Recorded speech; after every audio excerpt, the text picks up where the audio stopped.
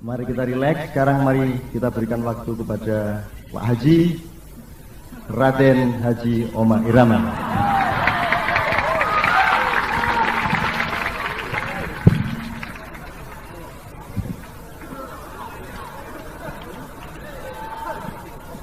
Assalamualaikum warahmatullahi wabarakatuh.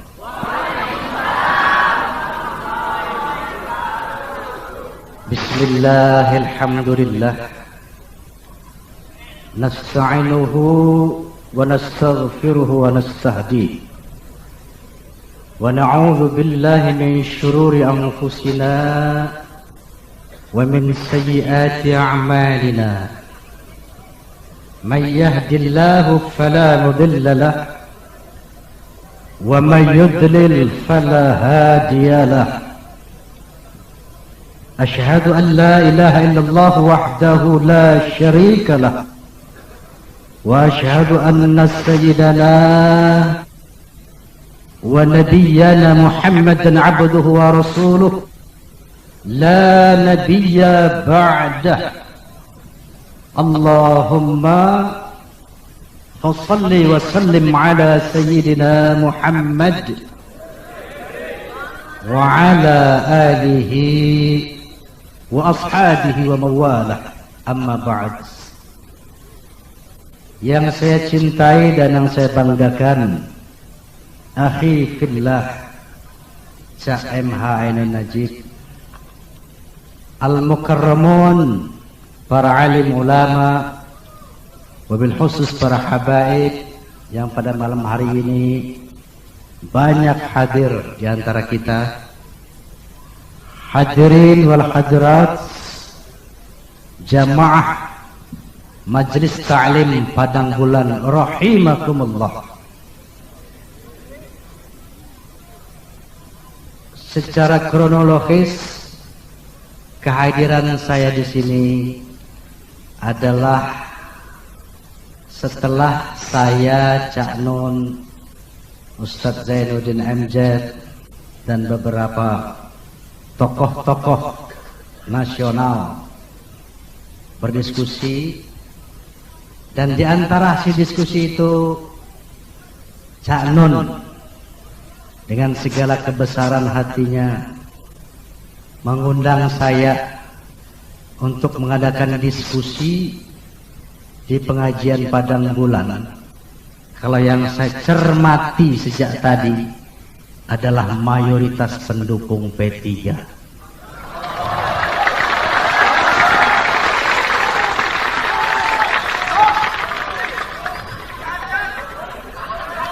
Alhamdulillah.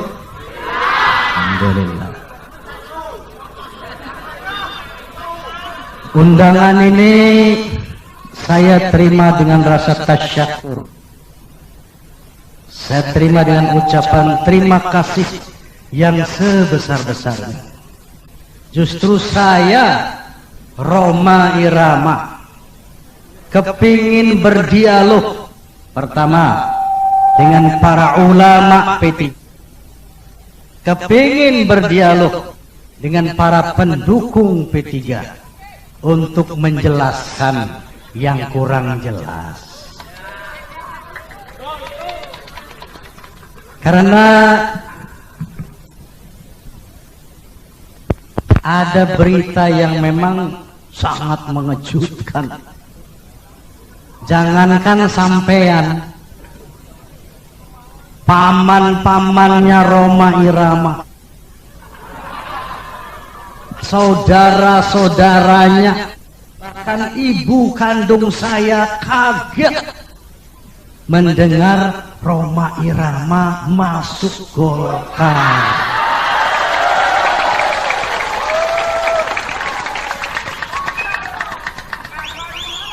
Ibu saya sendiri terkejut. Beliau panggil saya didudukkan. Ono angin opo kowe kok mlebu ning Golkar? Nah, ini perlu clearance, perlu penjelasan. Oleh karena itu, undangan Cak Nun saya lihat sebagai suatu i'tikad yang sangat baik, positif, dan li'izil Islam wal muslimin. Hadirin wal hadirat rahimakumullah. Sebelumnya saya akan bercerita secara detail siapa Rhoma Irama dalam kancah politik, khususnya dalam konteks pemilu. Sebagaimana kita ketahui bersama, pada tahun 77 di sana pertama saya terjun membela, mendukung, mensupport P3 tanpa reserve. Saat itu jangankan harta, jiwa saya siapkan untuk P3 saat itu. Kenapa demikian? Setiap saya pamit keluar mau kampanye, saya cium tangan ibu saya, "Mah, doakan supaya saya syahid, bukan minta selamat."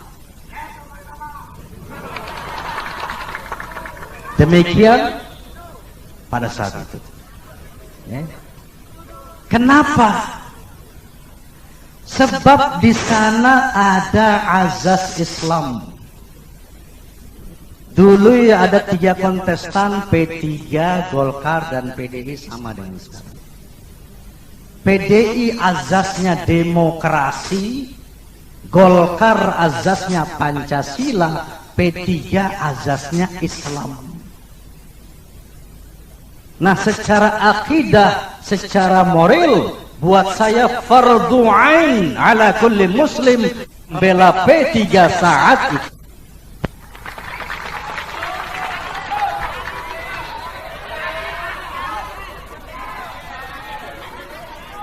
Karena di sana ada azas Islam. Ini yang namanya pemilu Islam ini komprehensif.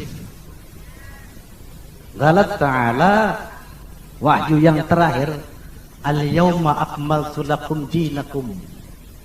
Hari ini aku sempurnakan agamamu.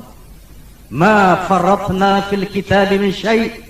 Enggak ada yang aku lupakan sesuatu dalam Al-Quran.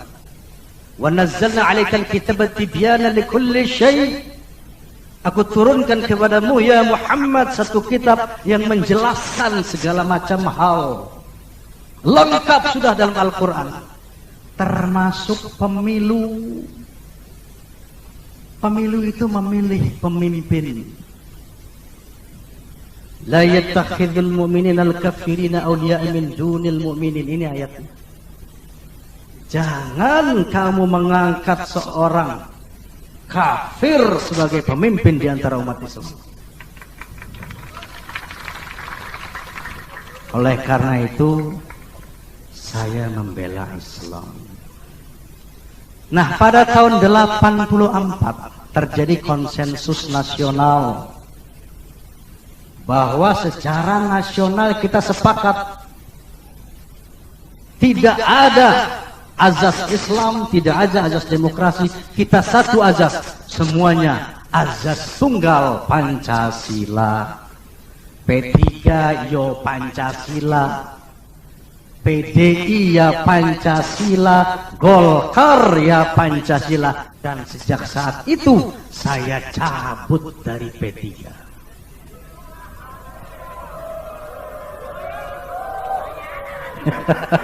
Wajar kalau Anda kecewa, wajar. Itu karena Anda ada istilah mengatakan tak kenal maka tak sayang.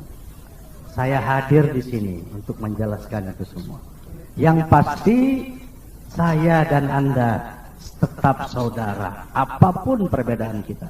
Sejauh Anda Muslim, saya Muslim.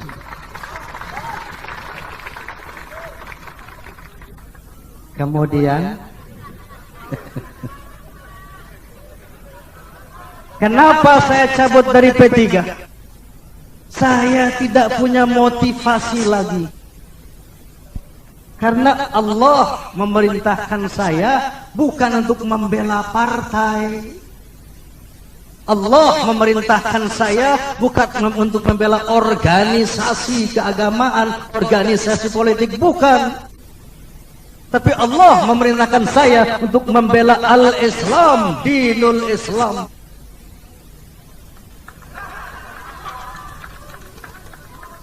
Nah, begitu saya keluar dari P3, saya netral 2 periode. Enggak PDI, enggak Golkar, enggak P3. 2 periode. Bukan golput, artinya saya tidak tampil sebagai kampanyewan. Nah, muncullah kemudian maaf sebelum itu ya. Nah, selama netralitas saya ini, kenapa saya netral? Saya katakan tadi, saya tidak punya motivasi. Sebelum NU mundur dari P3, Rhoma Irama lebih dulu mundur saat itu. Secara politis, saya membuat statement politik. Kenapa? Saya membela P3. Dulu assalamualaikum saya sama Jenaro, ketua umum. Assalamualaikum Pak, saya mau numpang jihad. Maaf, saya bukan anggota partai P3. Saya bukan fungsionaris partai. Saya bukan legislator partai. Saya mau numpang jihad karena di partai Anda ada Islam. Ini assalamualaikum saya. Nah, kemudian setelah Islam dicabut sebagai azas, saya netral. Golkar saat itu mengundang saya untuk masuk Golkar pada tahun 87 dengan segala iming-iming. Ada yang mau memberi saya gunung marmer, ada yang mau memberi saya kebun teh, ada yang memberikan saya kebun cengkeh, ada yang memberikan saya modal operasional sebanyak 10 miliar. Saat itu besar sekali. Kalau sekarang 10 miliar bukan mungkin nilainya apa. Tapi saya katakan bukan itu. Semua itu saya tolak. Dulu di P3 bukan materi yang saya cari. Saya mencari keridhaan Allah. Begitu juga dengan gunung dan sebagainya Anda mau kasih saya tidak akan mau masuk Golkar. Bien. Betul, kalian betul, bien. Kenapa saya tidak mau? Nah ini. Karena saya tidak melihat motivasi. Saya katakan kepada beliau-beliau, berikan saya motivasi. Jangan berikan saya materi. Saya tidak punya vested interest di dalam berjuang.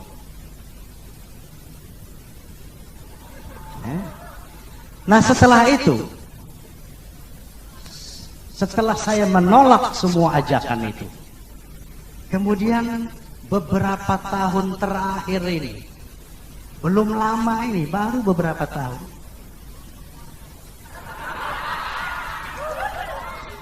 ya.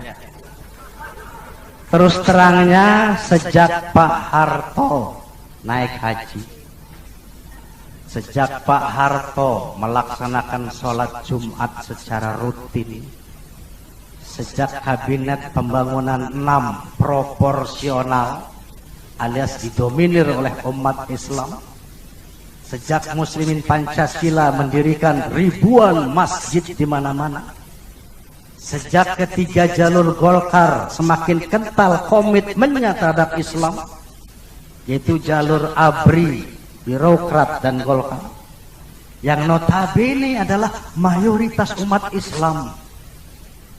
Ya. Nah, saat itu saya sering berbicara sama Zainuddin MZ, guru saya. Saya katakan, Ustaz, 51 tahun kita merdeka, belum pernah saya melihat satu iklim yang kondusif dalam kehidupan beragama seperti sekarang ini. Dulu jangankan ada jenderal sholat, jangankan ada jenderal naik haji, Assalamualaikum saja di instansi pemerintah itu sesuatu yang tabu dan tidak pernah dilakukan, tidak pernah kita dengar.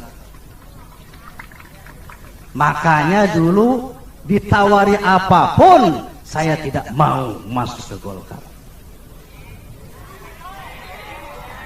Iya, memang biar pada saat mereka tidak Islami.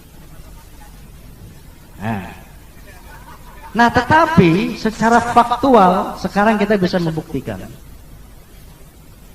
ya, banyak nilai-nilai Islam yang berhasil digolkan oleh Golkar.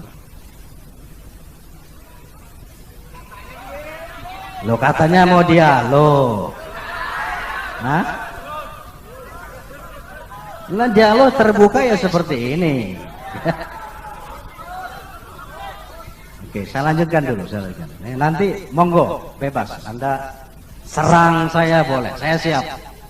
Memang saya datang ke sini untuk diserang, untuk dikoreksi. Apa Roma masih lillah, apa sudah li materi?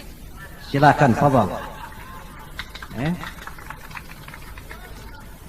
Nah, jadi melihat kepalaku panas soalnya emang ketutup topi. Melihat kondisi ini, saya terpanggil sebagai muslim untuk secara silent operation dalam kapasitas netralitas saya untuk mengajak umat turut mengkondisikan iklim yang kondusif ini. Sebab secara historis kalau kita lihat, ya, zaman Orde Lama, di zaman multi partai dulu, kita umat Islam ini nggak pernah bisa bersatu, saling gontok-gontokan, bahkan saling bunuh-membunuh. Bayangkan DITII, Permesta, PRRI, semua itu umat berhadapan dengan TNI yang notabene juga umat, saling berbunuhan. Nah, kemudian di awal Orde Baru kita merasakan seperti tirani minoritas, orang-orang non muslim menguasai posisi-posisi kunci dalam pemerintahan. Itu sangat meresahkan kita sebagai umat Islam, sebagai mayoritas. Nah, cuman beberapa tahun terakhir saya katakan, Golkar mulai berubah. Komitmennya terhadap Islam semakin hari semakin kental. Sementara suka atau tidak suka, ya, Golkar sekarang ini sebagai pemenang yang mengelola roda pemerintahan.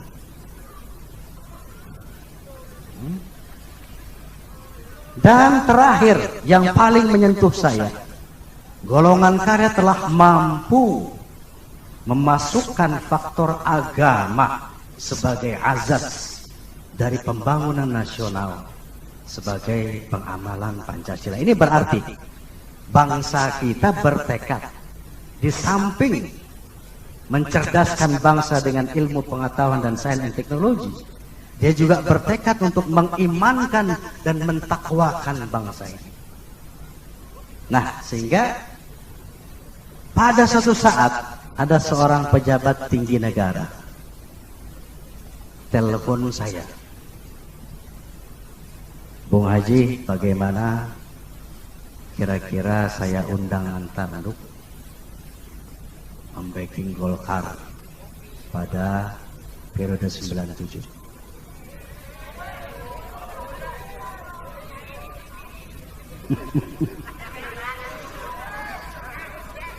Saya katakan sama beliau, saya mohon berpikir sesaat, insya Allah sebentar saya akan telepon kembali Anda.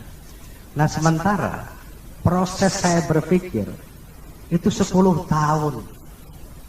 Saya netral dan memperhatikan situasi politik, bukan 1-2 jam, bukan 1-2 bulan, bukan 1-2 tahun, 10 tahun di dalam netralitas saya.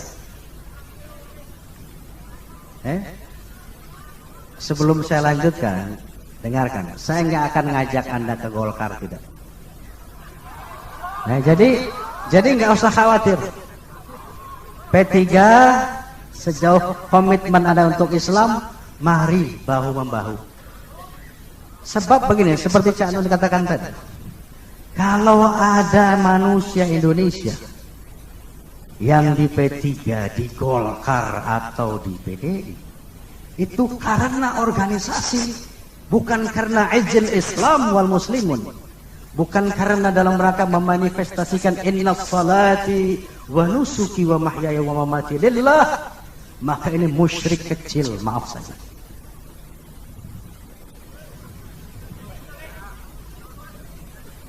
Nah, jadi dimanapun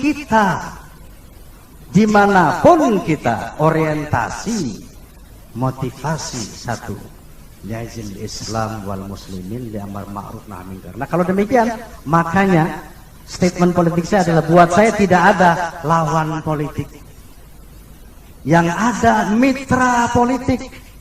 Karena nanti di DPR P3, Golkar dan PTI ini akan menggodok undang-undang yang akan menentukan pola pikir, pola kiprah hidup bangsa ini, yang ketiga kontestan ini.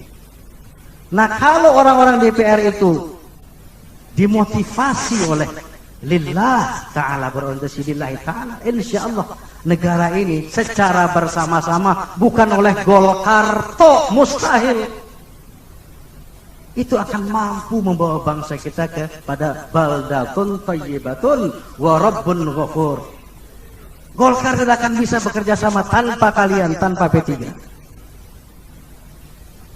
Nah, jadi ini yang perlu disadari dalam berpolitik, bahwa jangan jadikan pemilu sebagai ajang perpecahan, jangan jadikan pemilu sebagai ajang permusuhan, tetapi mari jadikan ajang pemilu menjadi ajang persatuan dan kesatuan. Karena apa? Ini perintah Allah. Pemilu itu kan bersaing, betul? Bersaing secara sehat diperintah oleh Allah. Tadi dibacakan ayatnya, fastabiqul khairat, berlomba kamu dalam berbuat baik, bersainglah kamu. Kamu di P3 monggo, di PDI silahkan, di Golkar silahkan, asal motivasinya li'izil Islam wal muslimin, untuk kebaikan agama, bangsa dan negara. Partai itu kan cuma sarana, cuma instrumen, cuma wadah. Jangan fanatik sama wadahnya, tapi mari kita fanatik pada tujuan kita. Nah, sejauh tujuan kita sama, dimanapun Anda, kita adalah seperjuangan. Ingat itu. Dimanapun Anda, kita satu perjuangan. Li'izil Islam wal muslimin. Cuma caranya, strateginya ini yang berbeda-beda. Monggo silakan, saya hormati.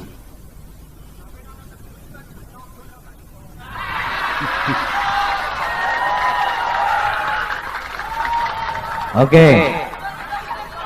Kalau bicara masalah korupsi,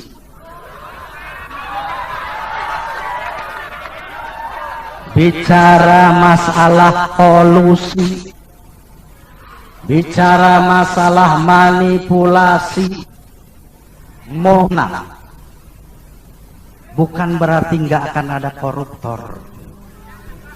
Seandainya PDI menang, bukan tidak ada orang yang membuat kolusi. Kenapa? Para koruptor, para pembuat kolusi, orang-orang yang jahat di dalam pemerintahan, itu mereka hamba-hamba setan. Dan setan itu eksis, setan itu ada, sampai kiamat nanti setan akan ada. Jangankan kita, Nabi Sallallahu Alaihi Wasallam pun mengakui, aku pun punya setan, ya Aisyah. Pada saat beliau ditanya oleh Nabi, cuman bedanya Rasulullah, setannya sudah ditundukkan. Sampean tidak korupsi, kenapa? Karena kesempatan itu nggak ada. Jabatan nggak ada, uang nggak ada, apa yang mau dikorup? Tapi belum tentu di mana Anda menjabat, mana ada uang negara pada kekuasaan Anda, apa Anda bisa jamin Anda?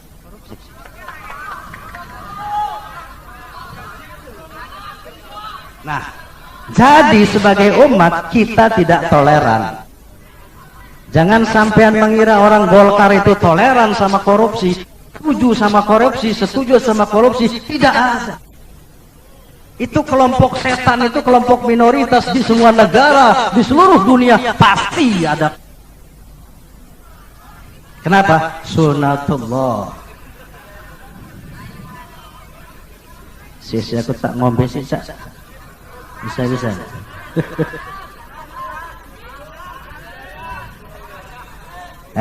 Kalau kalian beridul fitri, artinya kembali fitrah. Puasa itu kan la'allakum tattaqun, betul.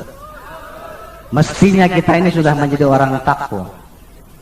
Kalau sudah orang takwa, selalu syarat orang takwa wal kaziminal ghaidh. Tidak pemarah. Tidak emosional. Itu orang yang takwa. Kalau masih pemarah, masih kaziminal ghaidh, rasane urung sah. Oke, aku tak ngombe sih ya.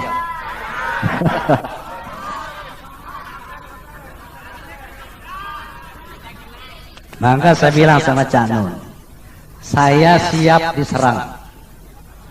Monggo, silahkan. Tapi sejauh, maka saya katakan dada saya lapang. Jangankan sama sampean. Betul, saya nggak wedi sama sampean. Betul, sekalian seandainya sampean bawa celurit semuanya, ora wedi, wallahi lazim. Ora wedi. Kenapa? Kenapa saya tidak wedi? Lillahi ta'ala. Makanya dulu saya pamit sama ibu saya mau syahid. Sekarang juga begitu sama. Saiki yang ngono.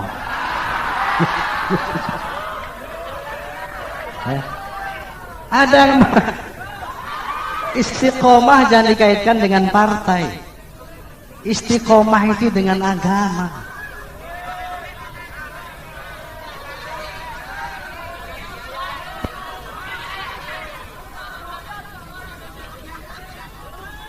Nah, jadi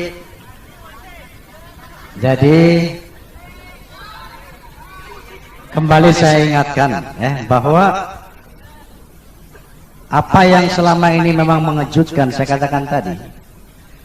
Sekarang saya ceritakan apa motivasi saya di Golkar.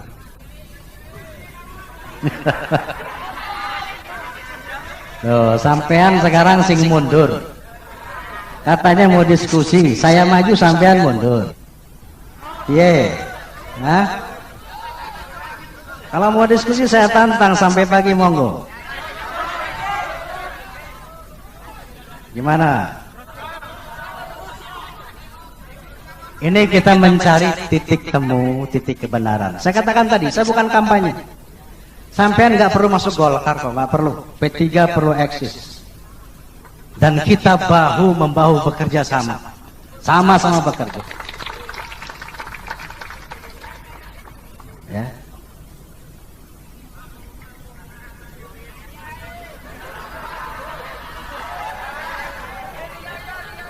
Oke.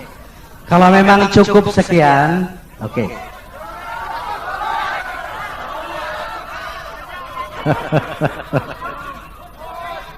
Oke, sementara saya saya pending dulu, saya serahkan kepada Cak Nun.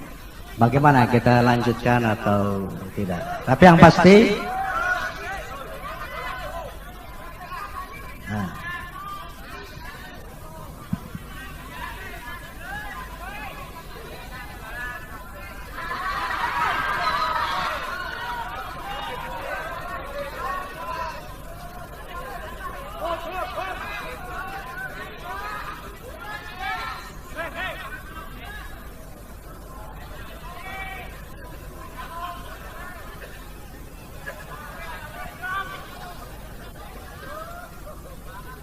gak leren, gak ngomong aku.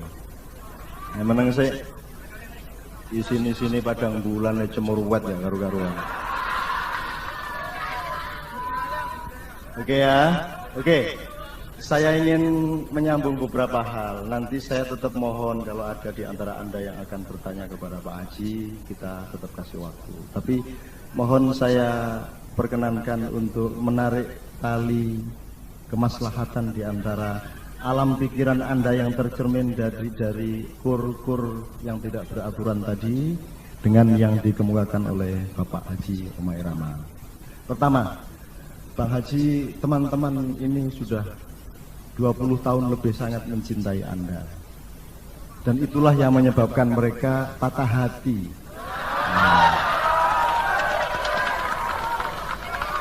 Oke. Jadi saya tidak menjawel beliau ini untuk datang ke Padang Bulan dalam konteks politik. Saya hanya akan mempertemukan orang yang patah hati dengan orang yang membikinnya patah hati.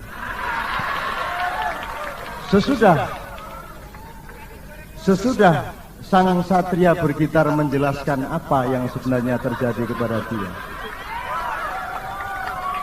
segera terasa oleh saya bahwa sesungguhnya patah hati Anda sudah sedikit terobati. Itulah sebabnya Anda tidak lagi bergairah untuk membantah beliau dan segera meminta beliau untuk bernyanyi. Padahal tadi ketika Bapak Omah Irama baru datang, Anda ogah-ogahan untuk mendengarkan beliau bernyanyi. Sekarang Anda minta beliau bernyanyi untuk merayakan kembali honeymoon Islami Anda dengan beliau. Ngaku tagak. Nah, jadi mari kita ambil beberapa buah pikiran yang simpel-simpel saja.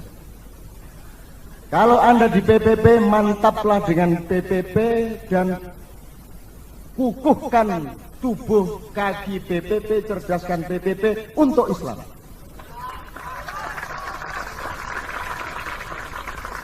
Kalau Anda di PDI, Anda belum bisa cepat-cepat untuk mengusahakan untuk Islam lewat PDI, oleh karena itu Islamkan dulu PDI. Golkar, sudah ada perubahan-perubahan yang Anda belum tahu karena koran tidak akan mungkin memuatnya. Bagaimana kalau beliau masuk ke Golkar justru untuk melakukan islah-islah? Bagaimana kalau beliau masuk Golkar justru untuk melakukan islamisasi perilaku orang-orang Golkar? Bagaimana kalau saudara Omah Irama masuk Golkar supaya ada yang mengajari ketua umum Golkar baca Al-Fatihah?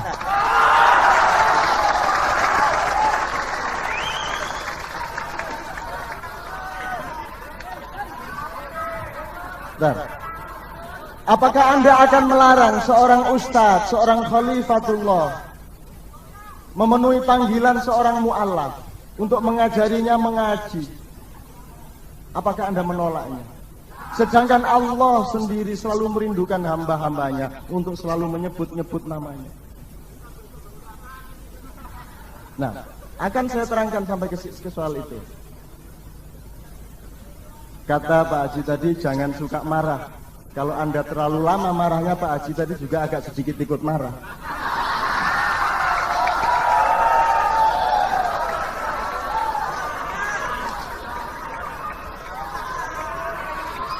Pak Haji agak lupa sedikit, ini Jombang Pak Haji. Ini tempat di mana Lodrok dilahirkan. Lah kalau Jombang cangkeme gak brawokan iku aja nyebut Jombang. Ya mesti ae wong jenenge Jombang. Itulah sebabnya maka Jombang akan merupakan satu jamaah yang akan memimpin pembebasan Indonesia. Amin ya rabbal alamin. Kalau sekarang Gus Dur mendekat kepada Mbak Tutut, sudah salaman rangkulan dengan Abu Hasan dan makan makanan Ibu Abu Hasan. Apakah Anda akan mengecam beliau juga sebagaimana Anda mengecam beliau masuk Golkar? Biarkan mereka mau naik pohon kelapa, mau masuk sungai, mau melebu lenge yuyu. asalkan yang dia lakukan di dalamnya adalah li'la'i kalimatillah.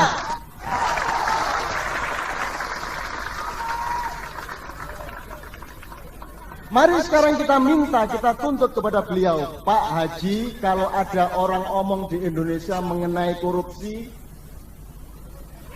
kalau ada orang Indonesia sedih soal ketidakadilan sosial, soal penggusuran, pengusaha-pengusaha pribumi kalau tidak dekat ke bupati kalah sama pengusaha Cina, ya, kalau ada orang ngomong seperti itu, nyuwun sewu permisi, sementara ini yang paling banyak bersalah masih Golkar.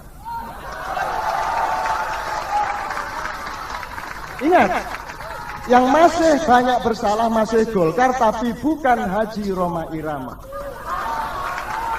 Yang kita mohon kepada Pak Haji, ayo diculno Haji, ayo maju tak jamoni, berantasan korupsi.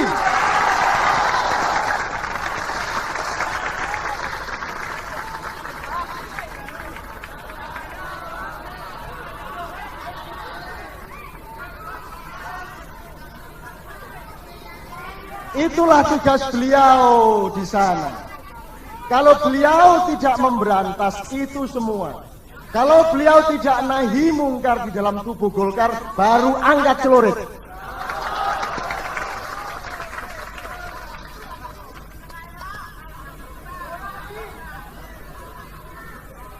Begitu cara berpikirnya saudara-saudara sekalian. Sekarang saya ceritain sedikit yang agak dingin. Ya, yang agak dingin. Saya juru kampanye dari demokrasi dan Islam.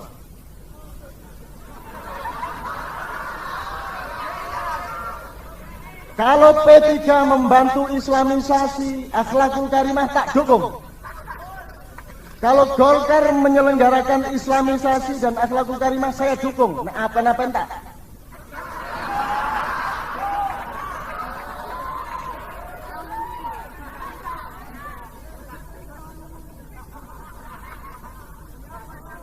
Dan jangan pernah berpikir beliau butuh uang. Opo Pak Haji Rhoma Irama itu tidak butuh uang. Duwe akeh, bojone ayu. So jangan menghabiskan energi Anda untuk fitnah-fitnah mengenai materi dan beliau. Tidak butuh uang. Beliau ini dicekal televisi sekian lama, kasetnya laku keras. Gak butuh duit. Nek bojo mungkin butuh tambah.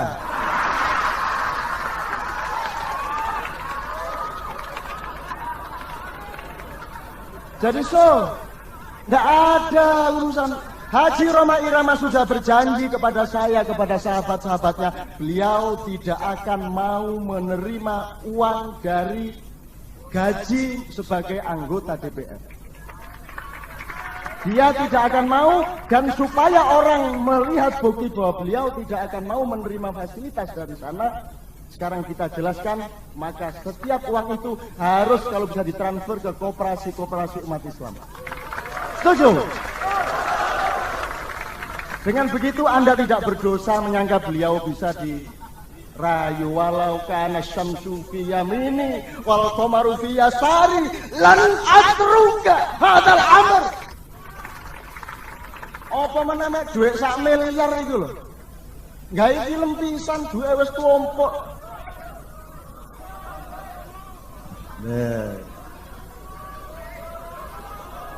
Yes ya.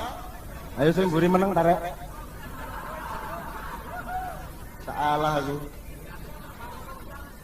Iku sing gare sandal ilang terus iku ya iku. Oke, gitu. Sekarang saya ceritakan sedikit yang agak dingin. Jadi sudah jelas sekarang komitmennya. Tidak apa-apa. Pak Tajus tidak setuju beliau masuk Golkar. Bukan soal politik. Tapi karena Pak Tajus, loh, Pak Haji Rhoma Irama itu orang besar, figur nasional. Eman kalau masuk Golkar. Itu maksudnya Pak Tajus. Tapi apa kata Pak Haji Rhoma Irama? Loh, yang besar cuma Allah. Aku bukan apa-apa. Aku tidak membela kebesaranku. Aku hanya ingin berjuang untuk sisa hidup ini demi li'la'i kalimatillah. Aku bukan belai Saya ini ingin memproporsikan pemikiran kita bersama.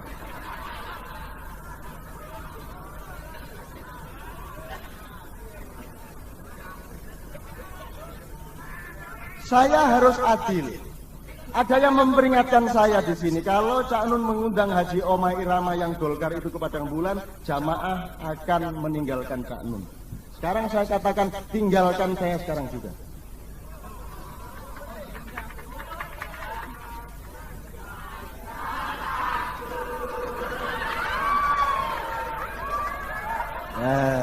Ojo ngunu tare, ojo puri-purian ngunu. Ayo diurus. Ya. Lho nek soal ditinggal jamaah lho ngaku gak duwe jamaah sing ngarani awakmu iku jamaah iku ya sapa? Wong aku gak tahu dadi imam, gak tahu dadi ketua NU, ketua Muhammadiyah. Wong sampean teko dari aku dari pengamat-pengamat, kenapa Cak Nun mengerahkan jamaah dari seluruh Jawa Timur? Lho sing ngerahno iso to wong kerah-kerah dhewe ya.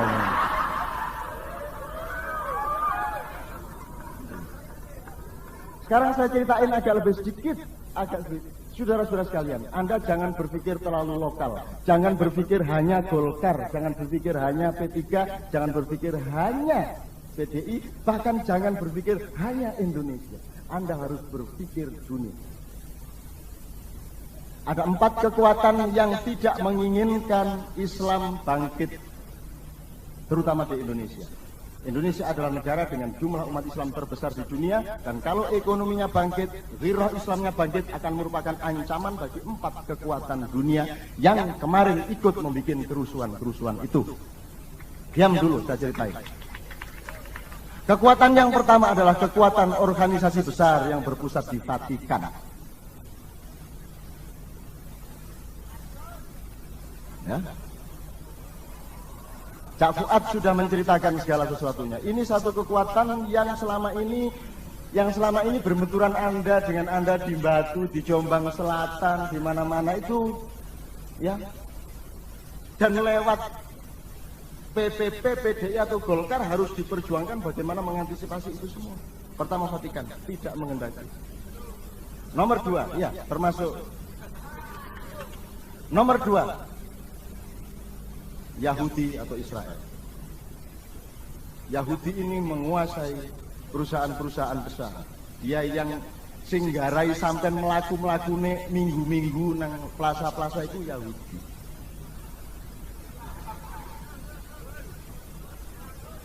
Janjane sing gerakno awakmu iku mang. Ya.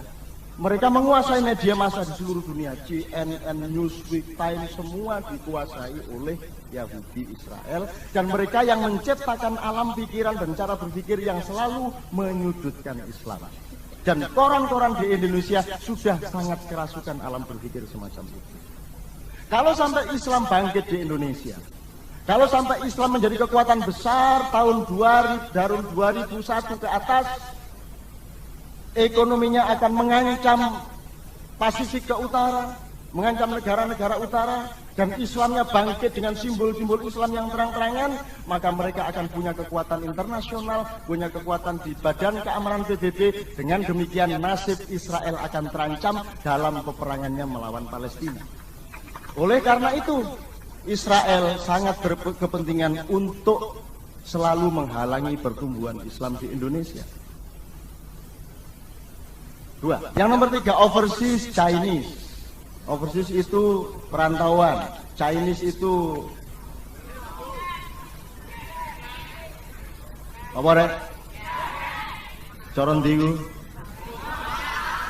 Mereka ini tidak punya overseas Chinese, ini Cina perantauan. Saya tidak anti Cina, saya tidak anti Che semua bito, saya tidak anti Tong semua bito, saya tidak anti siapa-siapa. Yang saya maksud ini overseas Chinese kelas atas yang tidak punya negara secara resmi, tapi mereka menguasai putaran uang. Dan Anda itu ngelangi di putaran duit sing dikendalikan oleh overseas Chinese ini. Itu tidak mengendaki Islam bangkit. Wong Islam iku agama sing ngongkon wonge hemat, ngongkon milih nek tuku iku pilihin ndi sing perlu temen, gak oleh mubazir, nggih. Lah nek wong Islam mikir mubazir lah mboten ten Delta Plaza, mboten ten Surabaya Plaza nek mikir mubazir. Wong saiki sing didol niku barang mubazir kabeh wong. Jadi mereka tidak menginginkan secara kultur untuk bangkitnya Islam. Yang nomor 4 kekuatan itu adalah Amerika Serikat. Maka mereka bertemu dalam satu kepentingan bahwa menjelang pergantian, menjelang pemilu ini harus ada upaya untuk membuat jenenge wong Islam itu dielek-elek, mendiskreditkan citra Islam. Caranya gimana? Wong Islam diobong-obongi, disele tangane, digawe ngobong-ngobong, digawe ngerusak-ngerusak. Dengan demikian citra Islam akan buruk di mata internasional, dan Amerika dan kekuatan-kekuatan 4 tadi itu punya alasan untuk tidak lagi memberikan kekuasaan pemerintah Indonesia kepada Islam. Makanya sekarang jangan berpikir anti P3 atau anti PDI atau anti Golkar. Yang ada itu Islamkan. Itu cara berpikirnya. Golkar Islamkan. Sampai enggak tahu teman-teman Golkar dan P3 dan PDI di Surabaya itu kompak. Wis kon liwat kono rek kok saduk rono, aku liwat kene tak saduk runu ngono lho. Carane mikire iki petentengan ae iki. Masyaallah ku arek-arek. Cara berpikirnya seperti itu. Nah, bahwa nanti ada persaingan, waduh rek iki caleg nomor sepatu, nomor sepiwel iki kok gak iso. Nah, itu oke, tapi jangan dinomor satukan. Kalau kita memang harus berjuang sebagai anggota parlemen, ya tidak apa-apa, alhamdulillah. Tapi kalau terpaksanya kita tidak termasuk, ya kita berjuang untuk Islam di bidang lain. Lagi kon iki nyembah kursi, tak nyembah Islam, tak nyembah Allah. Oh ternyata kiblate kursi. Sing diudak kursi engko nek terdaftar di nomor yang tidak tentu jadi mengundurkan diri. Soalnya sing kene diisi ponakane Wak Iko, mantune Wak Iki. Sak piturute. Nah, jadi ini yang pertama yang saya kemukakan sehubungan dengan Pak Haji Omai Rama, dan kita akan berdialog. Terakhir ada satu hal lagi. Kita ini umat Islam sedang berada di antara dua persoalan besar yang kita bisa bingung di tengah-tengahnya. Cara berpikir yang kedua dulu yang saya omongkan adalah, apakah sekarang ini kita akan berpikir Golkar, PPP dan PDI, ataukah kita berpikir Islam dan bukan Islam? Mana yang nomor satu? So, malah apa kon gelut perkara batok karo piring iki lho. Sing situ nggo warit, situ nggo bendo, sing bendo ngarani bendo sing mlebu swarga, celurit gak mlebu swarga. Nah, mari kita berpikir ini. Tapi ada cara berpikir yang pertama, yang itu harus kita hati-hati, dan itu yang membuat Anda berteriak-teriak kepada Pak Haji tadi. Yaitu satu cara berpikir keadilan, kebenaran, kebaikan yang tidak memperdulikan subjeknya siapa dan warnanya apa. Pokoknya nek korupsi salah, tidak peduli dia Muslim atau Kristen atau Buddha. Yang korupsi salah. Ini cara berpikir pertama. Ya, yang manipulasi salah, yang menginjak-injak rakyat salah, apapun agamanya. Di sini kita berpikir kalau ada supir truk beragama Islam nabrak orang Kristen naik motor, yang salah ya tetap truknya. Apa ditakoni sih?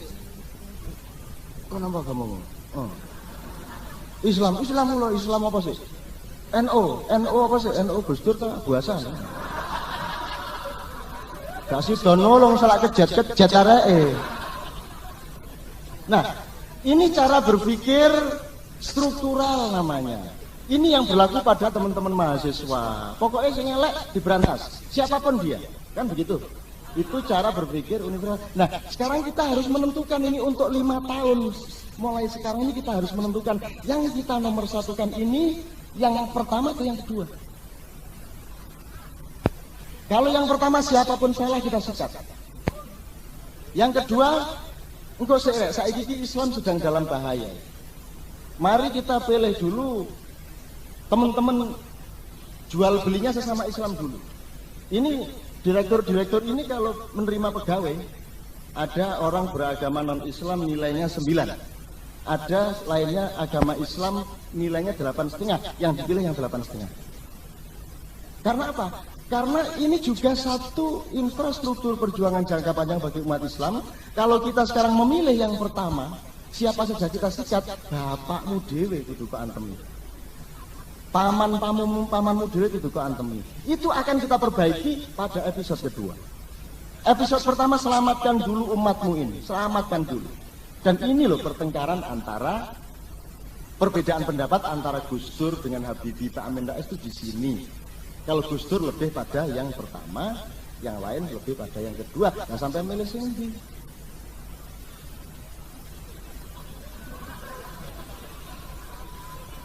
Kalau yang milih pertama, tolong yang di dalam tubuh PDI, siapapun saja yang salah di PDI diberontak dulu. Di dalam tubuh NU diberontak dulu. Yang di dalam tubuh NU yang memang salah, nggak peduli ketua, nggak peduli siapa, salah berontak. Muhammadiyah yang ngono, nggak peduli siapa, pokoknya Muhammadiyah nggak salah berontak. Nah, nggak berani kan? Lah yang kan doa mamu dewe gak wani lawan kan metu-metu nanggone Pak Lurah. Nah, jadi tolong ini menjadi PR kita semua. Mari kita berpikir jernih dan matang di antara kedua ini dilema kita. Kalau kita pilih yang pertama, ya, itu kita akan perang melawan teman-teman kita sendiri, saudara-saudara kita sendiri untuk beberapa tahun ini. Tapi kita berjanji bahwa yang pertama ini akan tetap merupakan ujung perjuangan kita. Pokoknya korupsi tidak boleh, pokoknya manipulasi tidak boleh, pokoknya kolusi tidak boleh, pokoknya yang korup harus dihukum. Itu tetap merupakan perjuangan kita, dan itu yang kita amanatkan kepada teman-teman Islam yang sekarang sudah diberi posisi-posisi. Gampangannya begini, Pak Habibie, kamu sudah menaruh direktur-direktur tertentu di perusahaan di Batam, padahal mereka kalah profesional dibanding teman-temannya yang Kristen.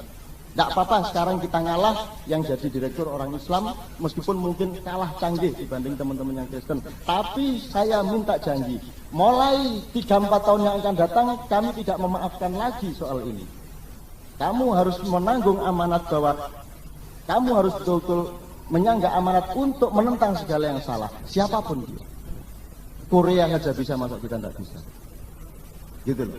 Korea tidak punya Pancasila, tidak punya 3 sila, tidak punya Eka sila, ya gak tahu silo barang, gitu loh. Nah, tolong ini jangan diputuskan sekarang, sampai pikir. Orang hidup itu harus berdasarkan momentum. Ibarat ada rumah mau kebakaran, ya. Rumah sudah sedang kebakaran, sampean harus memilih menyelamatkan yang mana dulu. Iki ana wong kobongan omahe jek gopong ngulek sambel. Gitu loh. Nah, tolong kita punya cara berpikir berdasarkan periodisasi sejarah, hubungannya, persilangannya dengan konteks-konteks yang kita hadapi. Oke, itu yang saya, sambil saya ngomongin masalah-masalah yang sedang berkembang sekarang. Sekarang saya persilakan Anda semua untuk menghimpun pertanyaan, atau Pak Haji Roma akan menanggapi lebih jauh, kemudian Anda berdialog sedikit. Tapi sebelum ending nanti akan didahului oleh doa dulu oleh Kak Fuad, sebab biasanya ada yang negatif dari Padang Bulan, angger wis doa terakhir bleber-bleber Melayu. Tidak boleh, karena apa? Karena kita harus berkumpul untuk saling mendoakan di antara kita. Ya, oke. Sekarang kita kasih kesempatan kepada pemakalah sesudah dibahas oleh pembahas untuk menanggapi sedikit sebelum nanti kita bikin termin 1, termin kedua dan lain sebagainya.